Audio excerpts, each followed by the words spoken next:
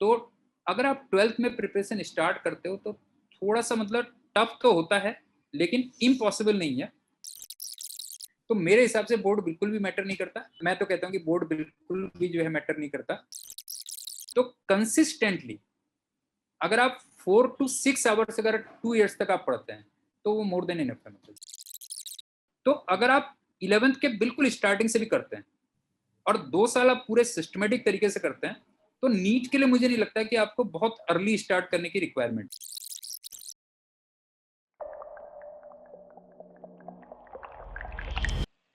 Hey everyone, welcome to one stop talks with Shruti ma'am. मैं आपके लिए शुरू कर रही हूँ एक ऐसी सीरीज जिसमें मैं आपको मिलवाऊंगी कुछ ऐसी जानी मानी पर्सनालिटीज से जिन्होंने आप जैसे हजारों लाखों बच्चों को मेंटर करा है। तो हम उनसे जानेंगे कुछ ऐसे सवालों के जवाब जो आपको आपकी नीट यूजी की प्रिपरेशन में हेल्प करेंगे और जानेंगे उनके खुद के बारे में भी। और आज हम इस पहली वीडियो में बात करने वाले हैं एक ऐसे पर्सनालिटी से जो फिजिक्स के one of the most renowned author हैं, जिन्होंने अपने 25 इयर्स के करियर में कुछ 13 मोस्ट पॉपुलर नीट यूजी और आईआईटी जेई की बुक्स लिखी हैं। मैं बात कर रही हूं डीसी पांडे सर की। तो चलिए बात करते हैं उनसे और जानते हैं कुछ इंपॉर्टेंट क्वेश्चंस के जवाब। Hello sir. सो पहली चीज जो स्टूडेंट पूछना चाहते हैं वो ये है कि नीट में सबसे ज्यादा टफ जो सब्जेक्ट वो मानते हैं वो फिजिक्स है। तो किस तरीके से स्टूडेंट्स को नीट में फिजिक्स को हैंडल करना चाहिए, किस तरीके से उनको नीट फिजिक्स की प्रिपरेशन करनी चाहिए? हाँ श्रुति मैम, मेरे ख्याल से तुम फिजिक्स फोबिया की बात कर रहे हो, जो नीट एस्पायरेंट्स को थोड़ा ज़्यादा रहता है। मतलब जेई एस्पायरेंट्स को भी रहता है, बट वो नीट के स्टूडेंट्स को थोड़ा फिजिक्स फोबिया थोड़ा ज़्यादा रहता है। बिल्कुल सर। तो इसके पीछे मैं मतलब रीजन जो सोचता हूँ वो ये है कि एक्चुअल में होता क्या है कि बायो नॉर्मली वो बच्चा लेता है जो 10th के बाद अपने को जो है ना मैथ्स में थोड़ा सा वीक मतलब जो है वो करता है कि मतलब मैथ्स के कंपैरिजन में अगर आप देखोगे तो बायो उसका ज़्यादा मतलब पसंदीदा सब्जेक्ट होता है, ये कह सकते हो आप जो है। बिल्कुल सर। तो कहीं बैक ऑफ द माइंड क्या होता है कि बच्चों के दिमाग में ऐसा मतलब जो है इस टाइप का एक इंप्रेशन रहता है कि फिजिक्स में मैथ्स बहुत इन्वॉल्व होती है। मतलब वो जो मैथ्स का फियर होता है ना, मतलब ये भी एक बहुत बड़ा रीजन है। मैं बताऊँ आपको जो है मैथ्स का फियर उनको रहता है कि फिजिक्स में तो मैथमेटिकल बहुत होगा जो है, जी जबकि ऐसा नहीं है। फिजिक्स में जो मैथ्स अप्लाई होती है वो बहुत ही बेसिक लेवल की होती है। थोड़ा बहुत चलिए इंटीग्रेशन वगैरह में मान लूँ कि इंटीग्रेशन थोड़ा सा होता है, लेकिन वो भी उतने एडवांस लेवल का नहीं होता है। एक तो ये जो फोबिया का रीजन है मेरे ख्याल से ये भी एक बहुत बड़ा रीजन है जो है। और अब बात आती है कि उससे आप कैसे बाहर निकलें जो है ना, ये हाँ भी है। सर। तो मुझे एक चीज ये भी लगती है कि बच्चों की ना अप्रोच थोड़ा सा कई बार गलत रहती है जो है। और जैसे मैं आपको बताता हूँ कि फिजिक्स, आप चूंकि खुद भी मेडिकल वो रही है जो है ना, आपने भी मेडिकल की प्रिपरेशन बिल्कुल की है जो है, आप बिल्कुल सर। जानती हैं है नहीं है कि फिजिक्स बिल्कुल मतलब कंसेप्ट का सब्जेक्ट है। मतलब जो है अगर आपके कंसेप्ट क्लियर हैं तो फिर आपको बहुत ज्यादा प्रैक्टिस करने की रिक्वायरमेंट होती नहीं है, मैं बताऊँ आपको जो है। लेकिन ज्यादातर बच्चे गलती क्या करते हैं मैं बताऊं जो है आपको, कि वो प्रॉब्लम से कंसेप्ट में आना चाहते हैं जो है। जबकि उसकी जो राइट अप्रोच है वो ये है कि आप पहले कंसेप्ट स्ट्रांग करिए, और एक बार कंसेप्ट आपके स्ट्रांग हो गए तो फिजिक्स में काफी कॉन्फिडेंस के साथ आपसे कहता हूँ कि फिजिक्स आपको बहुत इजी लगने लगेगी। अच्छा वैसे भी आप एक चीज देखिए कि प्रॉब्लम्स तो अनलिमिटेड है, उसका कोई मतलब वो नहीं है जो है ना। मतलब वो तो एक आप काइनेटिक्स में भी उठा लेंगे तो उसमें ही पता लगा आपको 400-500 प्रॉब्लम्स मिल जाएंगी। बिल्कुल लेकिन कंसेप्ट क्या होती है कि कंसेप्ट बहुत लिमिटेड होते हैं जो है। अच्छा दूसरा प्रॉब्लम मैं बताऊं आपको क्या होता है कि जैसे ना टीचर ने मान लीजिए क्लास में पढ़ाया है, बच्चों के समझ में भी आ गया, सब कुछ हो गया। अच्छा बच्चे सोचते क्या है कि हमारे बस हो गया, मतलब मुझे अब आ गया, मतलब इसका कंसेप्ट आ गया। जबकि एक्चुअल में ऐसा होता नहीं है, बताऊं आपको जो है। जैसे शुरू शुरू में कई बार नहीं होता कि आप जैसे मान लीजिए जो है गाड़ी चलाना सीखते हैं जो है ना। तो क्या होता है कि आपने पता लगा एक दो ड्राइव ली, आप उसके बाद तुरंत सोचते हो कि मैं जो है हाईवे में निकल जाऊं जो है।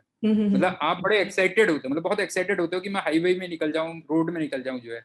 जबकि अभी आपके कंसेप्ट उतने क्लियर है नहीं जो है।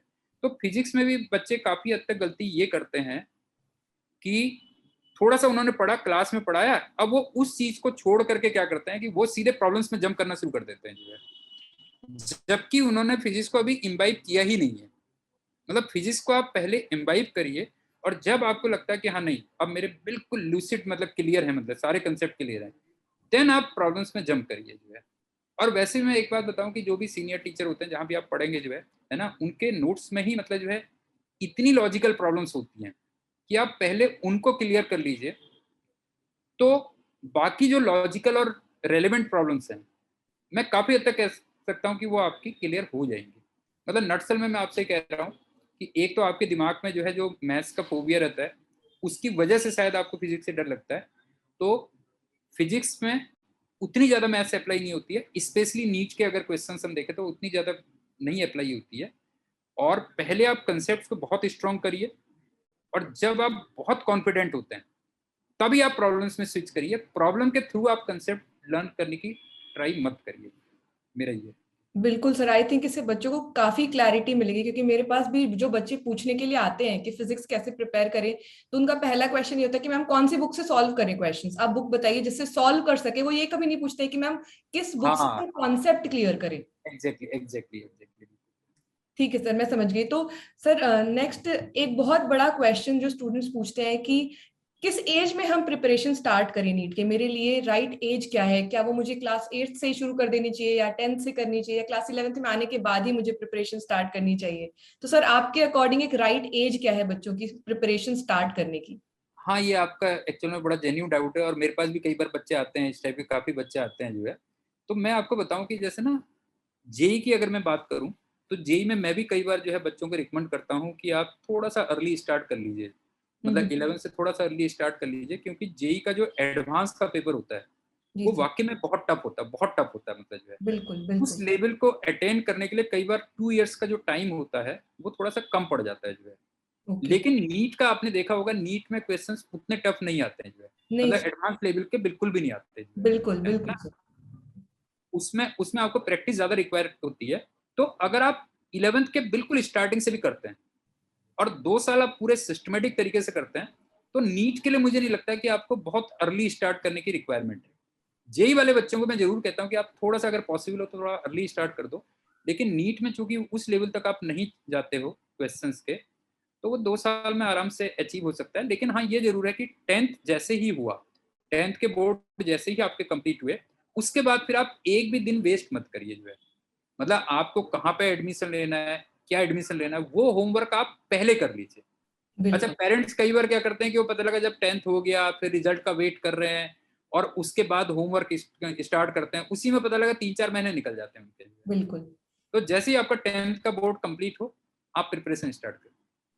सर तो मतलब कुछ ऐसे भी बच्चे होंगे जो क्लास 12th में जा रहे होंगे, मे बी जिन्होंने बहुत ज्यादा इस चीज पर नोटिस नहीं करा कि क्लास 11th में प्रिपरेशन करनी चाहिए या नहीं।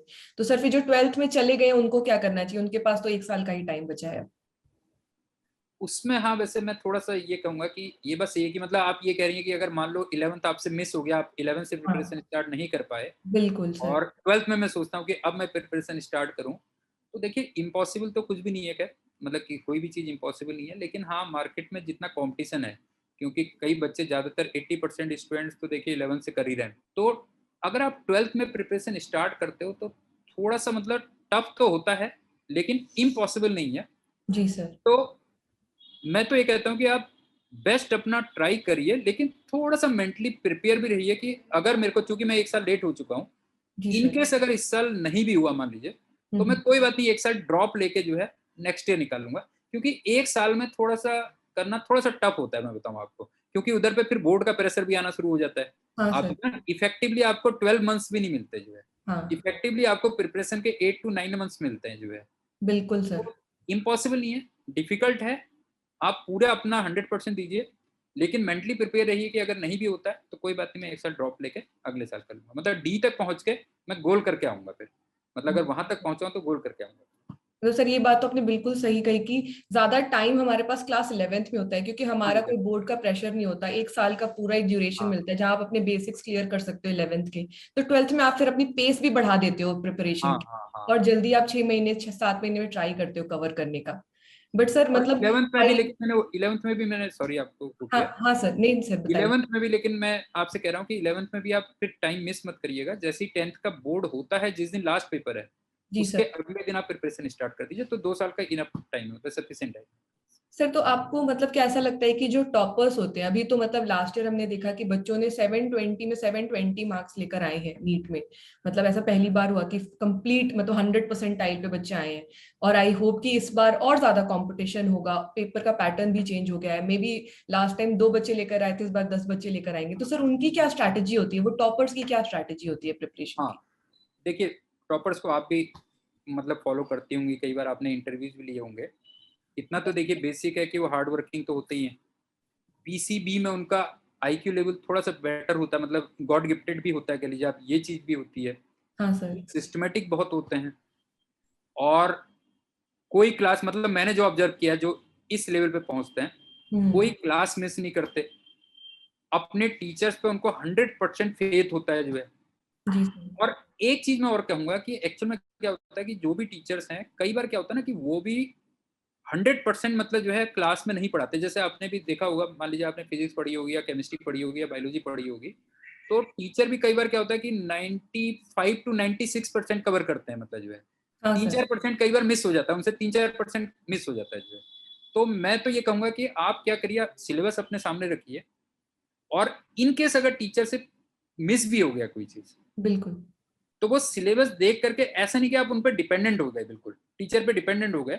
अगर कोई चीज आपको लग रहा है कि मिसिंग है, या टीचर सही ढंग से एक्सप्लेन नहीं कर पाई, या मुझे अच्छी तरीके से समझ में नहीं आया जो है, उसको फिर आप अपने से भी कर लीजिए। मतलब आपको सिलेबस में 1% भी मिस नहीं करना है। बिल्कुल। है ना, ये थोड़ा ध्यान रखिएगा जो है।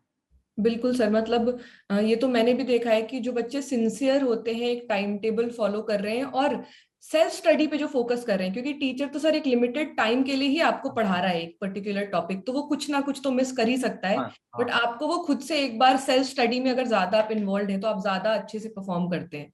बट सर बहुत सारे बच्चे ऐसे भी होते हैं जिन्होंने अच्छे से क्लासेस भी लगाई, ट्राई भी कर रहे हैं, इतना ज्यादा मार्क्स नहीं लेकर आ पा रहे हैं, बहुत डीमोटिवेट हो जाते हैं। तो सर आप क्या बोलना चाहते हैं, उनको क्या करना चाहिए? क्या उन्हें 11th 12th प्रिपेयर करा नहीं हो पा रहा है तो क्विट कर देना चाहिए, या हाँ एक होप के साथ ड्रॉप जरूर करना चाहिए?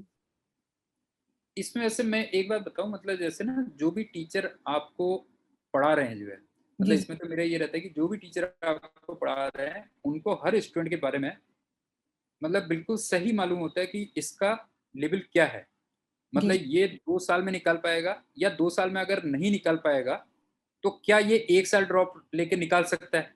क्योंकि ये जी। भी आपने देखा होगा, ड्रॉप लेके भी काफी बच्चे निकालते हैं जो है। यस सर, यस तो सर। मैं तो इस उसमें ये कहता हूँ कि आप बिल्कुल मतलब जो है ओपन रहिए बिल्कुल, और जो भी आपके टीचर हैं उनसे ऑनेस्टली पूछिए बिल्कुल आप।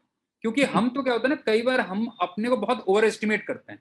जी कई सर। बार आपने देखा होगा, हमें तो लगता है कि हम जो है मतलब पीएम भी बन जाएंगे, प्रेसिडेंट भी बन जाएंगे, और हम सचिन तेंदुलकर भी बन जाएंगे, जबकि ऐसा होता नहीं है। हर आदमी सचिन तेंदुलकर नहीं हो नहीं सकता, बन सकता, नहीं बिल्कुल। होती आप जो है। बिल्कुल। लेकिन जो आपके कोच हैं, जो भी आपके कोच हैं, उनको अच्छी तरीके से मालूम होता है कि इस बच्चे में कितना कैलिबर है उस पर्टिकुलर फील्ड के लिए।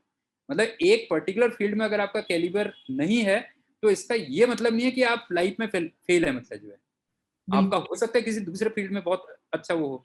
तो मैं तो ये कहूंगा कि आपके जो भी टीचर्स पढ़ा रहे हैं, उनसे आप ऑनेस्टली पूछिए, और ओपन रहिए बिल्कुल, कि अगर वो कहते नहीं यार तू दूसरी चीज कर ले, तो फिर फेद भी करिए उन पर जो है। क्योंकि जी। कोई भी टीचर आपका बुरा नहीं चाहता जो है ना।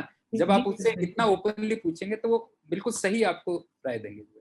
सर तो बिल्कुल, मतलब एक मेंटर की उनसे जरूर प्लेस एक बार बहुत कंसल्ट कर लीजिए इम्पोर्टेंट कि है। क्या मेरे को ड्रॉप लेके फिर करना चाहिए, मैं निकाल सकता हूँ अगले साल या नहीं निकाल सकता। बिल्कुल बिल्कुल सर, मतलब मेंटर एक बहुत इंपॉर्टेंट रोल प्ले करता है किसी भी स्टूडेंट के करियर में। जी जी। तो सर मेरे पास बहुत सारे बच्चे ऐसे भी आते हैं जो कि स्टेट बोर्ड से हैं, उन्होंने क्लास 10th स्टेट बोर्ड से करी है, उन्हें एनसीईआरटीज के बारे में नहीं पता, जबकि एनटीए भी रिकमेंड करता है, ज्यादातर टीचर्स भी रिकमेंड करते हैं कि भाई एक बार एनसीईआरटी तो आपको पढ़नी है, एक वो बेसिक गाइड है आपके लिए। तो सर उनको अपनी प्रिपरेशन किस तरीके से जो है एक स्टेट बोर्ड से सीबीएसई के मैचिंग लेवल पर लेकर आनी चाहिए, क्या कर सकते हैं वो सर इसके लिए? आई थिंक मेरे ख्याल से आपका सही क्वेश्चन शायद ये, मेरे ख्याल से शायद आप पूछना भी ये चाह रही हैं कि क्या हमें, मतलब जैसे कई बार बोर्ड डिफरेंट होते हैं, लोग कहते हैं कि सीबीएसई बोर्ड ज्यादा बेटर है, मतलब बोर्ड के बारे में कई बार ये कहते हैं यस सर, कि क्या यस। हमें 11th 12th में आके बोर्ड चेंज कर लेना बच्चों को चाहिए ऐसा और फिर। लगता है कि मतलब स्टेट बोर्ड से है तो उनके लिए शायद डिफिकल्ट होगा क्लियर करना, सीबीएसई नहीं के नहीं, बच्चे के लिए ज्यादा आसान मतलब है। बोर्ड, मैं तो कहता हूँ कि बोर्ड बिल्कुल भी जो है मैटर नहीं करता। जैसे आपने भी देखा होगा, है ना, हाँ आपने सर। चूंकि खुद भी प्रिपरेशन की है। एक्चुअल में स्कूल की प्रिपरेशन, बोर्ड की प्रिपरेशन और कंपटीशन की प्रिपरेशन बिल्कुल ही अलग है, कह लीजिए आप। सिलेबस भले ही सेम हो, सिलेबस भले ही सेम हो, लेकिन वो बिल्कुल ही मतलब स्टाइल ही बिल्कुल डिफरेंट है, कह लीजिए आप। तो मेरे हिसाब से बोर्ड बिल्कुल भी मैटर नहीं करता, जिस बोर्ड में भी आप कंफर्टेबल हैं आप वो वाला बोर्ड लीजिए, और दोनों को मिक्सअप मत करिए आप जो है। मतलब आप ये सोचो, कई बार बच्चे मिक्स करने लगते हैं जो है, मिक्स मत करिए, वो बिल्कुल ही एक सेपरेट प्रिपरेशन है जो है। तो बोर्ड से मैं तो कभी नहीं कहता हूँ कि आप बोर्ड वो करिए, लेकिन अगर इजीली मान लीजिए सीबीएसई बोर्ड मिल जा रहा है, जैसे आपके घर के नजदीक में मान लीजिए बोर्ड सीबीएसई बोर्ड का कोई स्कूल है, कह लीजिए आप जो है, इजीली हो रहा है, तो हाँ मैं थोड़ी सी प्रेफरेंस सीबीएसई बोर्ड को दूंगा, अगर ऐसा है। लेकिन उसके लिए आप परेशान मत होइए, ऐसा नहीं कि आप बहुत ज्यादा दूर जा रहे हैं या इधर उधर कर रहे हैं, वो मत करिए। तो सर एक सबसे बड़ी प्रॉब्लम जो बच्चा फेस करता है वो ये है कि अब क्लास 11th में आए, स्कूल भी स्टार्ट हो गया है, फिर इसकी प्रिपरेशन भी करनी है, क्लासेस भी ज्वाइन करनी है, कोचिंग भी लेनी है अलग से। तो सर वो दोनों फिर एक बैलेंस मेंटेन करना बहुत मुश्किल हो जाता है। तो किस तरीके से सर स्कूल और वो कोचिंग का बैलेंस मेंटेन करे एक बच्चा? हाँ, उसमें बिल्कुल आप सही कह रही हैं। मतलब स्टार्टिंग में तो बहुत प्रॉब्लम आती है, मतलब क्योंकि 10th में क्या होता है आजकल, आपने भी देखा होगा, मतलब 10th में जो है बच्चों के काफ़ी मार्क्स आ जाते हैं जो है ना। जी सर। और कई बार जैसे मान लीजिए 10 सीजीपीए आ गया या अब 95% आ गए, तो हम भी मतलब कई बार एज ए पेरेंट हम भी ये सोचते हैं कि मतलब हमारा बच्चा बहुत इंटेलिजेंट है। बहुत इंटेलिजेंट, मतलब मैं हाँ, मतलब मैं बिल्कुल। उसको डिनाई भी नहीं कर रहा हूँ, आपका बच्चा होगा भी इंटेलिजेंट, हाँ लेकिन मार्क्स नॉर्मली जो है बहुत ज़्यादा आ रहे हैं आजकल जो है, जिस टाइप से हमारे टाइम पे आया करते थे उससे बहुत ज़्यादा आ रहे हैं जो है। जी तो सर। फाल्स मतलब एक वो फीलिंग आ जाती है, कह लीजिए कई बार फाल्स फीलिंग भी आ जाती है, कुछ लोगों को फाल्स फीलिंग भी आ जाती है। जी सर। जबकि 11th में एक बहुत बड़ा जंप है, फिर बहुत बड़ा जंप है, और स्टार्टिंग में बहुत प्रॉब्लम होती है। तो मैं तो ये कहूँगा कि आप पेशेंस रखिए, और अगर आप पेशेंस रखते हैं और कंसिस्टेंट हैं, तो आफ्टर 6-7 मंथ्स आप देखिएगा कि आप काफ़ी हद तक कंफर्ट जोन में आ जाएंगे। और थोड़ा-सा मैं ये वो करूँगा कि आप 11th-12th में एटलीस्ट एक ऐसा स्कूल ऑप्ट करिए, जहाँ पे एक्स्ट्रा करिकुलर एक्टिविटीज़ थोड़ा लीस्ट हों। अच्छा। क्योंकि कई स्कूल्स में आपने देखा होगा ना, एक्स्ट्रा करिकुलर एक्टिविटीज़ बहुत ज़्यादा होती हैं, बहुत ज्यादा, हाँ सर। बहुत ज़्यादा होती हैं। अब वो बच्चा बेचारा कैसे मैनेज करेगा, आप ये बताइए जो है, कि वो भी करना है, इधर कॉम्पिटिशन की भी तैयारी करनी है। तो इसको मैं बहुत स्ट्रेस देता हूँ बच्चों को कि 11th-12th में आप ऐसा स्कूल करिए। मतलब कई बार पेरेंट्स मेरे से ये आर्ग्यू करते हैं कि नहीं, वहाँ से पर्सनैलिटी बनती है, बनती है, वो बनती है जो है। तो मेरा तो अपना ही मानना है कि अगर आपका करियर बन गया, देखिए सिंपल सी बात है जो है, जी आपका सर। अगर करियर बन गया तो पर्सनैलिटी अपने आप बन जाती है। और आपकी पर्सनैलिटी कितनी भी अच्छी हो, अगर आपका करियर नहीं बना जो है, तो वो अच्छी खासी पर्सनैलिटी भी आपकी बेकार हो जाती है जो है। बिल्कुल। तो ये जो 11th एंड 12th है, ये बेसिकली करियर मेकिंग का वो है। पर्सनैलिटी आप उससे पहले भी बना सकते हो, उसके बाद भी बना सकते हो जो है। जी तो सर। इस समय आप बहुत ज़्यादा पर्सनैलिटी के बारे में मत सोचिए 11th-12th में जी इस वजह सर। से। जी सर। सर तो मतलब आपके अकॉर्डिंग क्या आपको लगता है, क्या एक टाइम टेबल होना चाहिए बच्चे का? कितने आवर्स की प्रिपरेशन की जरूरत है एक बच्चे को डेली बेसिस पर, अगर वो नीट के लिए प्रिपेयर कर रहा है तो? एक्चुअल में ये श्रुति मैम काफ़ी हद तक ना पर्सन टू पर्सन वेरी करता है, मतलब स्टूडेंट टू स्टूडेंट वेरी करता है। क्योंकि ये आपने देखा ही होगा कई बार, जैसे एक टीचर, आप ये देखिए कि एक टीचर क्लास में बिल्कुल एक जैसा पढ़ा रहा है, और मैं सारे बच्चों को कह दूं कि आपने वो क्लास बिल्कुल कंसंट्रेटली सुननी है, और सब बच्चे सुन भी रहे हैं, बिल्कुल सुन रहे हैं, और मैं फिर उसी क्लास का एक पेपर बना के दे दूं, तो आप ये तो एक्सेप्ट करती है ना कि हर बच्चे के एक से मार्क्स नहीं आएंगे। बिल्कुल सर, बहुत डिफरेंस होता है। नहीं है, बताइए आप जो है, मतलब बिल्कुल। सारे बच्चे कंसंट्रेटली मेरे लेक्चर को सुन रहे हैं, और मैंने उसी लेक्चर में से पेपर बना के दे दिया, तो तब भी मार्क्स अलग अलग आएंगे। हाँ तो सर, इसका बिल्कुल। मतलब ये है कि उनका जो फिजिक्स आईक्यू है, हर बच्चे का थोड़ा अलग अलग है, कह लीजिए आप जो है। तो नंबर ऑफ आवर्स भी काफी हद तक, मतलब आप ये कह सकते हैं कि नंबर ऑफ आवर्स भी स्टूडेंट टू स्टूडेंट वेरी करते हैं। बट स्टिल अगर आप एक एवरेज कहेंगे, तो कंसिस्टेंटली अगर आप 4 to 6 आवर्स अगर 2 years तक आप पढ़ते हैं, तो वो मोर देन इनफ है, मतलब है। लेकिन कंसिस्टेंट, ऐसा नहीं कि आपने एक हफ्ते पढ़ा फिर गैप ले लिया। मतलब 4 to 6 आवर्स अगर मैं कह रहा हूँ, तो फिर कोई भी डे उसमें मिस नहीं होना चाहिए आपका, तो जी सर। आप 2 साल तक करिए तो काफी है, मतलब एक एवरेज अगर आप कहेंगे। जी सर। मतलब सर मेरे पास भी बहुत सारे बच्चे आते हैं जो पूछते हैं कि मैम टाइम टेबल मुझे आप बना के दे दीजिए, या मैम टॉपर क्या टाइम टेबल फॉलो करता है? तो मैं भी उनको एक यही चीज बताती हूँ कि शायद उस टॉपर के बच्चे के लिए एक टॉपिक को समझने में 1 घंटे लगेंगी, हो सकता है आपको 3 घंटे लगे। तो आप ही हैं जो एक्चुअली खुद एनालाइज कर सकते हैं कि आपको कितने आवर्स की हाँ प्रिपरेशन हाँ हाँ चाहिए। हाँ, बिल्कुल सही बात है। वो स्टूडेंट टू स्टूडेंट वेरी करेगा, तो वो जी करेगा ही, सर। हम सही करेगा। जी सर तो मतलब बच्चे ये भी पूछते हैं कि हमने बुक ले ली है, हम कोई टॉपिक पढ़ रहे हैं, अब हमें कितना प्रिपेयर होने के बाद उस टॉपिक से प्रैक्टिस करनी चाहिए। अगर हमसे कोई क्वेश्चन सॉल्व नहीं हो रहा है तो क्या हम जंप कर जाए और सोल्यूशंस देख लें उसके, क्या सोल्यूशन समझ लें हम, या हम ट्राई करें कि हाँ प्रैक्टिस करना है अच्छे से हमें पर्टिकुलर क्वेश्चन को। इसी में मैं एक क्वेश्चन और भी ऐड करूंगा मेरे ख्याल से उस टाइप का। कई बार बच्चे कहते हैं कि सर मेरे को एक क्वेश्चन में ज्यादा टाइम लग रहा है जो है, हाँ 10 से हाँ 15 मिनट लग रहे हैं जो है, हाँ मुझे क्या करना चाहिए? आप ये भी कह रही है ना जो है, जी एक्चुअल में सर। ये भी होता है जो है। एक्चुअल में होता क्या है, सूर्य बनता है ना, वो काफी हद तक बैलेंस्ड होता है जो है। मतलब अगर आप देखेंगे कि मान लीजिए 45 क्वेश्चन आ रहे हैं सपोज करिए, और जी उन्होंने 1 आवर का टाइम अलॉट किया है, तो इतना वो ध्यान रखते हैं कि 1 आवर में हो जाए, वो पेपर बन जाए मतलब जो है। और कभी कभी अगर बैलेंस्ड नहीं भी है मान लीजिए, तो वो आपके लिए ऐसा नहीं है, वो सभी के लिए अनबैलेंस्ड है अगर देखा जाए तो जो है, नहीं है। जी मतलब अगर आपको डिफिकल्टी आ रही है तो बाकी को भी डिफिकल्टी आ रही है। तो बिल्कुल मेरे कहने के मतलब है कि एग्जामिनेशन हॉल में वो आपको प्रॉब्लम नहीं आनी है। वो इतना ध्यान रखते हैं कि जितना टाइम हमने दिया है ना, जितना बिल्कुल टाइम हमने दिया है उतने टाइम पे पूरे क्वेश्चंस हो जाएंगे, हो जाने ठीक। चाहिए। और बल्कि थोड़ा सा आपको, हाँ थोड़ा सा आपको देखने वेखने का भी टाइम मिले मतलब जो है। लेकिन जब हम किताबों में क्वेश्चन रखते हैं तो हम इस चीज का ध्यान नहीं रखते, क्योंकि उसमें क्या होता है मैं बताऊं आपको जो है ना, उसमें हम ये भी ट्राई करते हैं कि बच्चे के कंसेप्ट भी डेवलप हो जाए। चलो कोई बात नहीं, टाइम थोड़ा ज्यादा लगे, भले ही टाइम थोड़ा ज्यादा लगे, है ना, लेकिन उस क्वेश्चन के थ्रू उसका कंसेप्ट भी क्लियर हो जाए जो है। तो जी सर इनकेस अगर आपको 10-15 मिनट लग भी रहे हैं किसी क्वेश्चन में, तो आप उसके लिए चिंता मत करिए। एक्चुअल एग्जाम में ऐसा नहीं होगा। एक्चुअल एग्जाम में अगर आपको सब्जेक्ट आता है, तो कोई भी क्वेश्चन ऐसा नहीं बनेगा कि वो पता लगा 15 मिनट आपका ले जाएगा, अगर सब्जेक्ट आता है। बिल्कुल अब सब्जेक्ट नहीं आता तो फिर तो आप 1 घंटे भी लगे रहेंगे तब भी नहीं होगा आपसे जो है। जी सर तो जब आप प्रैक्टिस कर रहे हो, तो फिर आप टाइम को बहुत ज्यादा मत देखिए। आप जितना मैक्सिमम हो सकता है कि अपने से डेवलप करिए, कंसेप्ट डेवलप करिए।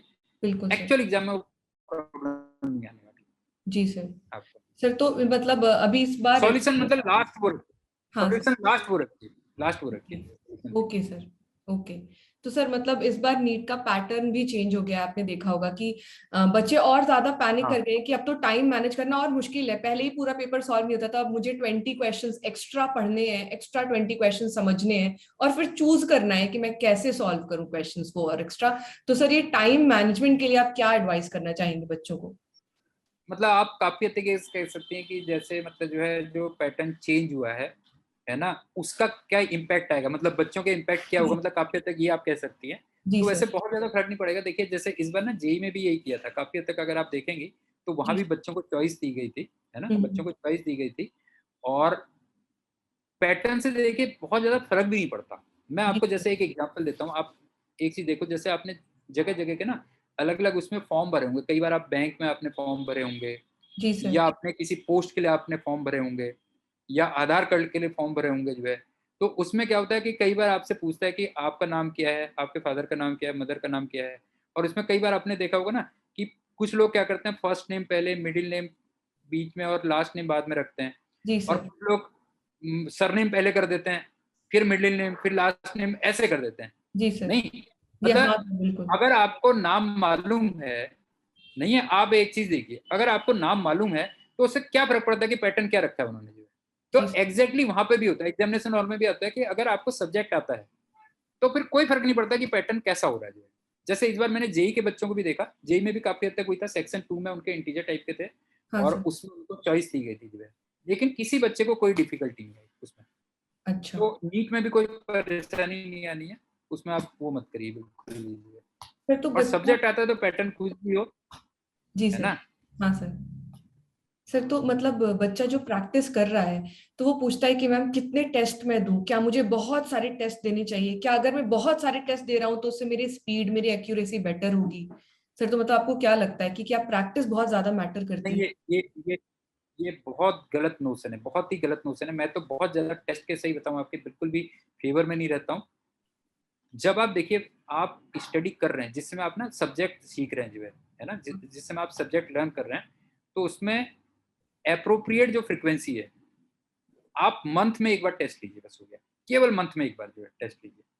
जब आपका कोर्स कंप्लीट हो जाता है, जी तो सर। आप मंथ में 2 या 3 टेस्ट करिए, बस हो गया, उससे ज्यादा मत करिए। मैं बताता हूँ कि टेस्ट, ज्यादा टेस्ट लेने से क्या नुकसान होता है, बताता हूँ मैं आपको जो है। जी सर। सबसे पहली बात तो आप ये देखिए कि जैसे नीट का जो पेपर बनता है, साल में वो 1-2 पेपर बनाते हैं, उसमें भी कई बार आपने देखा होगा एरर्स आ जाती हैं। हाँ सर। नहीं, कभी-कभी एरर्स आ जाती है, मतलब 100% उनका भी सही नहीं होता है। नहीं होता सर, कभी ये नहीं। आपने देखा होगा जो है। बिल्कुल सर। कभी-कभी उसमें भी इलॉजिकल क्वेश्चंस आ जाते हैं। जी सर। मतलब आप ये समझिए कि इतनी एक्सपर्ट टीम को साल में कुछ ही पेपर बनाने हैं, उसको भी वो प्रॉपर नहीं बना पा रहे हैं। जी सर। तो मार्केट में जो क्वेश्चन पेपर बनेंगे जो है, जी अगर सर। आप बहुत सारे टेस्ट लेंगे, तो काफ़ी हद तक चांसेज़ हैं कि वो प्रॉपर तरीके से ना बने। जी सर। अच्छा, उससे होगा क्या कि पता लगा आपके मार्क्स नहीं आए, तो जी फिर सर। आपका क्या होगा, मोरल डाउन होगा। अगर आप देखोगे तो मोरल डाउन होगा। जबकि किसी भी, चाहे वो वॉर हो या कुछ भी हो, उसमें जी आपका मोरल अप रहना भी बहुत इंपॉर्टेंट होता है, कह लीजिए आप जो है जी सर। ना? एक तो ये है। दूसरा क्या होता है कि जब बहुत सारे टेस्ट होते हैं, पता लगा जैसे मेरा 1 वीक के बाद टेस्ट है, तो हम क्या करते हैं ना, कई बार सब्जेक्ट की डेप्थ में ना जाके टेस्ट के अकॉर्डिंग पढ़ते हैं पढ़ते हैं, बिल्कुल और सर। सुपरफिशियल तरीके से पढ़ के चले जाते हैं। अरे यार, परसों मेरा काइनेमेटिक्स का टेस्ट है, जल्दी जल्दी मैं फॉर्मूले देखता हूँ और मैं टेस्ट दे देता हूँ। तो बिल्कुल। ये एक बेसिक मिस्टेक होती है। तो मेरा तो हमेशा ये रहता है कि जब आप प्रिपरेशन कर रहे हैं, उसमें मंथ में एक टेस्ट दीजिए। अच्छा टेस्ट होना चाहिए, क्वालिटी टेस्ट होना चाहिए और आपको पूरा प्रिपरेशन के साथ देना चाहिए। जब बिल्कुल। आपका कोर्स कंप्लीट हो जाता है, मंथ में 2 या मैक्सिमम 3 इतने टेस्ट आप बढ़ा दीजिए, इतना सफिशिएंट है। अच्छा, इसमें थोड़ा-सा मैं एक चीज़ और भी ऐड करूँगा। जी सर। कई टीचर्स भी मेरे से कहते हैं कि नहीं, उससे जो है ना स्पीड बढ़ती है और ये बढ़ती है जो है। जी सर। तो मुझे ऐसा नहीं लगता, वैसे सही पूछती हैं आप जो है ना? जी क्योंकि सर। आपको भी मालूम होता है कि वहाँ पे जब आप फाइनल टेस्ट देने जा रहे होते हो जो है, तो आपको भी मालूम होता है कि डू एंड डाई वाली सिचुएशन है। तो बिल्कुल। आपने कितनी भी प्रैक्टिस की हो या नहीं की हो जो है, आप वहाँ पे मैक्सिमम अपना वो देते हो, मतलब मैक्सिमम देते हो आप जो है। तो बिल्कुल। मैंने कभी ऐसा नहीं देखा कि जिन्होंने कम टेस्ट लिए हैं, उनको स्पीड में कोई फ़र्क पड़ा है। ऐसा बिल्कुल नहीं है। ओके, ओके सर, मतलब आई थिंक ये बहुत बड़ा एक आई ओपनिंग एडवाइस होगा बच्चों के लिए, क्योंकि वो बहुत ज्यादा प्रैक्टिस की तरफ, टेस्ट लेने की तरफ इतना ज्यादा ध्यान देते हैं कि मतलब वो भूल जाते हैं कि पहले उनको कॉन्सेप्ट क्लियर करना बहुत जरूरी है। तो टेस्ट के अकॉर्डिंग पढ़ना नहीं, अपनी अपनी हाँ, प्रिपरेशन के अकॉर्डिंग टेस्ट देना ज्यादा जरूरी है। प्रिपरेशन अच्छा, थोड़ा-सा क्या है कि मार्केट में भी क्या होता है, देखिए एक सिंपल सी बात है, मार्केटिंग वो है, लोग बाग मतलब उससे क्या होता है ना, पेरेंट्स एक्चुअल में बड़े वो अट्रैक्ट होते हैं। मतलब एक जी सर। सिंपल सी बात बताऊँ मैं जो है, कि मान लीजिए आप अपने बच्चे को मेरे पास लेके आए, ध्यान से देखिएगा, है ना? कि मेरे को इसको नीट की प्रिपरेशन करानी है। जी सर। अब अगर मैं मान लीजिए कहता हूँ, मैं जो है कहता हूँ कि जो है नहीं, मैं तो ये काफ़ी हद तक मतलब एक तरीके से मतलब जो है कस्टमर सैटिस्फैक्शन वाली चीज़ भी है, लेकिन वो बच्चों के लिए एक्चुअल में बहुत ज़्यादा फ़ायदेमंद नहीं है। जी सर। जी सर, बिल्कुल। तो सर मतलब आपने जैसे बोला कि 11th 12th में आप ट्राई कर सकते हैं, 2 ईयर बहुत ही सफिशिएंट है। अगर नहीं हो पा रहा है तो आप ड्रॉप भी ले सकते हैं। तो सर इस तरीके से मतलब क्या लगता है आपको सर, कितने साल तक बच्चा प्रिपेयर कर सकता है? मतलब मैंने ऐसे भी स्टूडेंट्स देखे हैं जिन्होंने 4 साल तक ड्रॉप लेकर ट्राई करा है नीट एग्जाम क्लियर करने के लिए। तो सर आपके लिए वो एक आइडियल प्रिपरेशन की जर्नी क्या होनी चाहिए? अगर 1 साल नहीं हुआ तो दूसरे साल, तीसरे साल, केवल 1 साल चौथे, कब ड्रॉप तक बस, करें प्रिपेयर? Maximum 1 year drop. उसके बाद भी मार्केट में बहुत अपॉर्च्युनिटीज़ हैं। मतलब आपको ये एक्सेप्ट कर लेना चाहिए कि अगर मैं 2 या 3 साल के बाद भी एक पर्टिकुलर कॉम्पिटिशन को नहीं निकाल पा रहा हूँ, जी तो सर। इसका मतलब मेरा कैलिबर शायद किसी दूसरी चीज़ में है। जी मैं सर। इसके लिए नहीं बना हूँ। मेरे हिसाब से तीसरे साल के बाद नेक्स्ट ड्रॉप नहीं लेना चाहिए। ओके। थर्ड आपको ले लेना चाहिए, अगर आप बिल्कुल डी तक पहुँचे हैं और जैसे मैंने पहले भी आपसे कहा कि आपके टीचर कहते हैं कि नहीं, तुम्हें 1 साल ड्रॉप लेना चाहिए। लेना तुम चाहिए। में वो कैलिबर है, इस बार बिल्कुल। किसी वजह से आप नहीं रुक पाए जो है ना? किसी वजह से आप रुक गए जो है, तो आप 1 साल ज़रूर ड्रॉप लीजिए, लेकिन उसके बाद फिर आप उसको वो मत करिए। लाइफ में एक्चुअल में ये भी बहुत इंपॉर्टेंट होता है, बताऊँ मैं आपको, वेयर टू क्विट। यस। मतलब ये बहुत वो होता है, जैसे जब आप प्राइवेट में भी करते हो ना, जब प्राइवेट में आप काम करते हो, तो क्या होता है कि आपको कई सारे प्रोजेक्ट्स लेने पड़ते हैं जो है, कई बिल्कुल। सारे प्रोजेक्ट्स लेने पड़ते हैं जो है। बिल्कुल सर। तो उसमें से क्या होता है कि कुछ प्रोजेक्ट्स सही होते हैं और कुछ में आप गलत में ट्रैप भी हो जाते हो।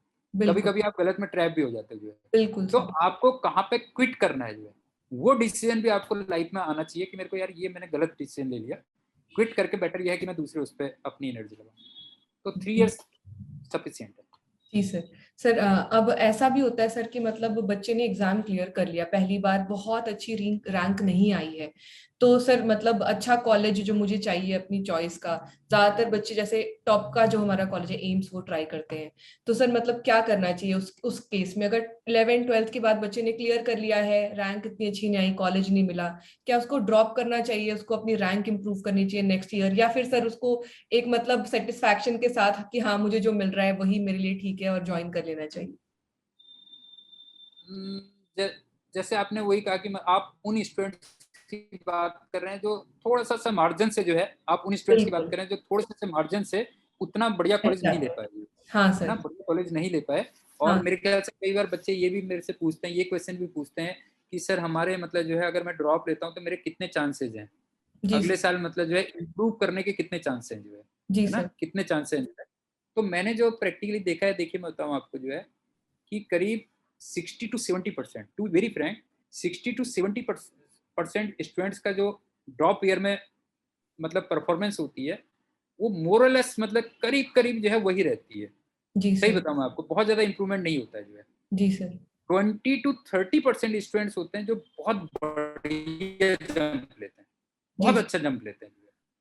और केवल 1 to 2% होते हैं जो उससे भी नीचे आ जाते हैं जो है। अच्छा। लेकिन अगर मेरा बेटा होगा, अगर मेरा अपने बच्चे का केस होगा और मुझे हम्म। 5% भी ऐसा केस लगेगा कि एक साल ड्रॉप लेने से उसमें बहुत चेंज आ सकता है, तो जी मैं तो आंख बंद करके ले लूंगा उसमें जो है, जी क्योंकि वो एक्चुअल में एक इम्प्रूवमेंट ईयर है, वो आपको फिर कहीं नहीं मिलना। जैसे बिल्कुल। आप ये सोचिए कि इस साल मेरे को मान लीजिए XYZ कॉलेज मिल रहा है और अगले साल मेरे को एम्स दिल्ली मिल रहा है, जी मान सर। लीजिए मेरे को एम्स दिल्ली मिल रहा है और उसके मेरे को ये लग रहा है कि 5% ही चांसेस है, जी लेकिन सर। मैं तब भी लूंगा, मैं तब भी उसमें लूंगा, क्योंकि बिल्कुल। आप भी जानती हैं कि एम्स दिल्ली से अगर आप MBBS करते हैं तो आपके पास एक टैग लगता है, कह लीजिए आप जो है ना, बिल्कुल। वो लाइफ लॉन्ग लगता है ना, वो टैग आपके पास लाइफ लॉन्ग रहेगा आपके पास जो है। जी सर। जी सर। तो मेरे हिसाब से आपको चांस ले लेना चाहिए, अगर वहां तक आप बिल्कुल। पहुंचे तो चांस। बिल्कुल सर, मतलब मुझे लगता है कि बच्चा हमेशा एक क्वेश्चन ये पूछता है कि मैम गवर्नमेंट कॉलेज में कैसे एडमिशन ले, मैम गवर्नमेंट कॉलेज चाहिए, मैम प्राइवेट नहीं चाहिए। तो वो एक जो डिफरेंस है ब्रांड का, वो एक जो डिफरेंस है रिस्पेक्ट का, कि हाँ अगर एम से कर रहा है तो एक अलग ही रिस्पेक्ट मिल जाती है हाँ, बच्चे को, तो वो टारगेट करना चाहता है अच्छा हमेशा। हम भी कई बार, आपने देखो, आपने मेरे ख्याल से आपने आपके तो खैर फादर भी डॉक्टर ही थे एक्चुअल में, जी जैसे सर। हम भी कई बार जाते हैं ना, तो हम भी क्या होता है जब डॉक्टर अपना वो लिखता है तो उसमें ये देखने का ट्राई करते हैं इसने कॉलेज कौन सा है। बिल्कुल। आपने कई बार देखा होगा, मतलब हम ये देखने का ट्राई करते हैं कि कॉलेज कौन सा है, मतलब जो है डॉक्टर साहब का कॉलेज कौन सा है, कहाँ से है, या हम डायरेक्टली इनडायरेक्टली कई बार पूछ पूछ भी लेते लेते हैं, हैं, कई बार बिल्कुल। हम पूछ भी लेते हैं कि आपने कहाँ से किया, मतलब जो है नहीं, बिल्कुल सर। तो उसका पड़ता है, उसका फर्क पड़ता है। बिल्कुल सर। सर तो मतलब आई थिंक बहुत ज्यादा क्लैरिटी मिलेगी इन सारे आपके एक्सपीरियंस से बच्चों को। एक सर फाइनल क्वेश्चन है कि अभी नीट 2021 का एग्जाम आ रहा है, 12 सितंबर को एग्जाम है। सर एक फाइनल एडवाइस जो आप बच्चों को देना चाहेंगे जो कि नीट 2021 में अपीयर करने वाले हैं? हाँ, ये बहुत ही क्लोज है एक्चुअल में, काफ़ी क्लोज है अब तो जी। मैं तो बच्चों से ये कहूँगा कि जैसे जो भी आपने देखिए, आपने जहाँ भी पढ़ा है फिजिक्स, केमिस्ट्री और बायोलॉजी, ऑब्वियस ही बात है, अपने आपके टीचर काफ़ी एक्सपीरियंसड रहे होंगे और उनको वाकई में बहुत एक्सपीरियंस होता है, क्योंकि वो एक ही सब्जेक्ट काफ़ी समय से पढ़ा रहे हैं। आपको तो कई सब्जेक्ट पढ़ने हैं, आप ये देखिए, और वो टीचर एक ही सब्जेक्ट काफ़ी समय से पढ़ा रहे हैं, तो उनके नोट्स में ही एक्चुअली ना बहुत कुछ होता है, बताऊँ मैं आपको जो है। मतलब अगर मैं तो कई बार ये कहता हूँ कि अगर बच्चे का थोड़ा सा मतलब IQ लेवल ठीक है फिजिक्स, केमिस्ट्री और बायोलॉजी में, और अगर वो केवल टीचर के नोट्स भी करके चला जाए जी तो सर। भी वो एक बहुत अच्छे खासे उस पर पहुंच जाएगा। तो चूंकि टाइम कम है, तो मैं यही कहूँगा कि उन नोट्स को आप प्रॉपर मतलब जो है दोबारा से रिवाइज करिए खूब अच्छी तरीके से। और उन्होंने जो भी प्रॉब्लम्स क्लास में ली है वो वाकई में क्लास प्रॉब्लम्स होती है, जो टीचर अपनी क्लास में लेता है वो क्लास प्रॉब्लम्स ही होती है। लेकिन बच्चे मैंने कई बार इग्नोर करते हैं उस चीज़ को और वो दूसरी प्रॉब्लम्स के उसमें पड़े रहते हैं जो है, जी सर। जबकि टीचर ने ऑलरेडी जो मार्केट में प्रॉब्लम्स हैं उसमें से बेस्ट सेलेक्ट की होंगी ना। आप एक सिंपल सी बात सोचिए, वो अपनी क्लास में बेस्ट ही तो सेलेक्ट करेगा, बिल्कुल। ये बिल्कुल। बताइए आप जो है। तो बिल्कुल। उन क्वेश्चंस को आप बहुत फोकस करिए जो क्लास में करवा रहे हैं। Thank you so much sir. मतलब आपने जो टाइम दिया, आई नो आपका टाइम बहुत इंपॉर्टेंट है, तो आपने ये जो प्रेशियस टाइम निकाला हमारे लिए, आई थिंक बच्चे बहुत क्लैरिटी के साथ ये एग्जाम जो है क्लियर करने के लिए फोकस्ड होंगे, डेडिकेटेड होंगे, एक रूटीन टाइम टेबल के साथ रिवीजन स्टार्ट कर देंगे और आपकी एडवाइस फॉलो करा तो जरूर एग्जाम क्लियर करेंगे। थैंक यू सो एक मच सर। एक लास्ट पॉइंट मैं जी सर। स्मृति में और ऐड करना चाहूंगा, जो जी बच्चे सर। बहुत गलती करते हैं, मतलब स्पेशली जेई में भी देखा है, नीट में भी मैंने देखा है। जैसे आप ये समझिए कि मान लीजिए अगर हम एम्स दिल्ली को टॉप मानते हैं, मान लीजिए है बिल्कुल ना, एम्स दिल्ली को टॉप मानते हैं, तो उसको आप न्यूक्लियस समझ लीजिए, that G is the nucleus. जी सर उसके चारों ओर ऑर्बिट्स हैं फिर जो है, जी सर मतलब उसके बाहर के सर्किल में आप ये मान लीजिए कि जैसे ए कॉलेज है, मैं नाम नहीं ले रहा हूँ, एम्स जी दिल्ली को चलिए हम मान लेते हैं कि वो जी न्यूक्लियस सर जी है सर ना। उसके बाहर एक ऑर्बिट है, उसके बाद दूसरी ऑर्बिट है, मतलब जैसे जैसे हम बाहर की ऑर्बिट में जा रहे हैं तो लेवल कम होता जा रहा है, मतलब ये कम मान के होता जा चलिए रहा आप, है ठीक जी है ना, सर जी सर कॉलेज का लेवल कम होता जा रहा है। तो बच्चे बहुत गलती क्या करते हैं, वो सीधे आते ना, सीधे एम्स दिल्ली को जो है टारगेट करते हैं कि जी सर हम एम्स दिल्ली के लिए करें। अच्छा, टीचर भी क्या होता है, कई बार आपने देखा होगा यूट्यूब वगैरह में कई जगह, मतलब जो है, वैसे मुझे कहना नहीं चाहिए, जी सर आपने देखा होगा वो हमेशा टॉपर्स की बात करते हैं जी सर कि हमने फर्स्ट टॉपर निकाला, हमने ये टॉपर निकाले। अरे वो टॉपर्स होते कितने हैं जो है, वो जी न्यूक्लियस में पहुंचने का जो पाथ है, वो पाथ है बाहर के ऑर्बिट्स को तोड़ते हुए जो है। जी सर सबसे पहले आप बाहर के ऑर्बिट को तोड़िए, है ना। जैसे मतलब मैं परसेंटेज के टर्म्स में कह लेता हूँ, मान लीजिए परसेंटेज के टर्म्स में कह लेता हूँ कि जैसे आपने 100% लेके आना है मान लीजिए, जी सर तो सबसे पहले आप 50% सिक्योर करिए कि मैं 50% लेके आऊँ, फिर बिल्कुल 60 वहां से बढ़िए आप जो है। जी तो सर ये बच्चों की बहुत मिस्टेक होती है कि वो सीधे न्यूक्लियस को ब्रेक करना चाहते हैं, है ना, और पता लगा लास्ट में उनका जो है फिर कुछ भी नहीं मिलता उनको अल्टीमेटली। एक बिल्कुल एक करके आप ऑर्बिट को तोड़ते हुए चलिए, तो लास्ट में आप न्यूक्लियस भी तोड़ देंगे। जी ये सर जरूर करिए, मतलब बाहर बिल्कुल से अंदर की तरफ जाइए, अंदर से बाहर की तरफ मत जाइए। बिल्कुल सर मतलब ये एक स्टेप बाय स्टेप प्रोसेस है और जब स्टेप तक बाय आप पहली स्टेप, स्टेप पे नहीं चढ़ रहे हो तो आप लास्ट स्टेप तक नहीं पहुंच सकते एग्जैक्टली एग्जैक्टली। बिल्कुल बिल्कुल thank you so much sir thank you. Thank you so much for giving your time और मैं होप करती हूँ कि जो भी ये बच्चे वीडियो देखें उनको इससे हेल्प मिले और वो जरूर एग्जाम क्लियर करें thank you so much thank you. I hope आपको आज का ये सेशन अच्छा लगा और बहुत सारे क्वेश्चंस का जवाब मिला आपको। तो जल्दी से वीडियो को लाइक कर दीजिए, इस चैनल को सब्सक्राइब कर लीजिए और मुझे कमेंट सेक्शन में जरूर बताइए कि आप नेक्स्ट किस पर्सनालिटी से मिलना चाहते हैं और आप उनसे क्या क्वेश्चंस पूछना चाहते हैं। Until then, see you, take care, bye bye.